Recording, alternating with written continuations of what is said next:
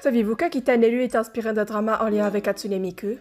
Salut tout le monde! Moi c'est Amy, une petite VTubeuse belge très fan de Vocaloid et aujourd'hui, laissez-moi vous présenter l'anecdote du jour à propos de Vocaloid, épisode 3!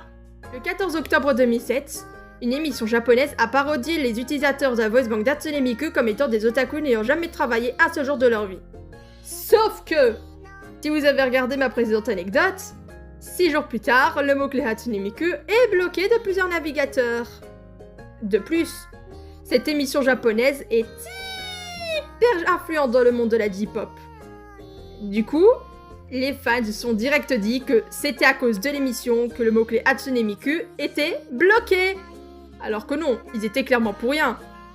Je vous jure, les fans, ils étaient max aigris. Vous voyez N21 Keito? Mais ils étaient plus aigris que lui, c'est pas normal. Du coup, l'émission essayait de calmer les fans, puisque elle était vraiment pour rien. Et les fans répondaient encore plus négativement. Bon, après, faut se le dire, ils disaient des phrases vachement cheloues, en mode faudrait éteindre le feu, ou alors vous devriez aller vous coucher. Quoi que ça veut dire. Sauf que à un moment, les navigateurs, ils ont annoncé que c'était une erreur technique, ils pensaient que c'était une tentative de raid. Voilà. Et c'est ainsi que le 1er novembre 2007, Akita Neru est sorti comme étant une parodie d'Hatsune Miku. De plus, son nom, et du moins dans son étymologie, est une référence à ce que l'émission a dit pour calmer les fans. D'ailleurs, petite anecdote supplémentaire, ça fait toujours plaisir.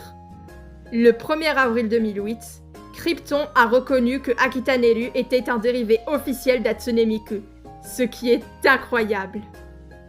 Voilà, c'est tout pour aujourd'hui. N'hésitez pas à liker si vous avez aimé ce short et à vous abonner si vous voulez voir plus de mon contenu à propos de Vocaloid. C'était Amy. À plus!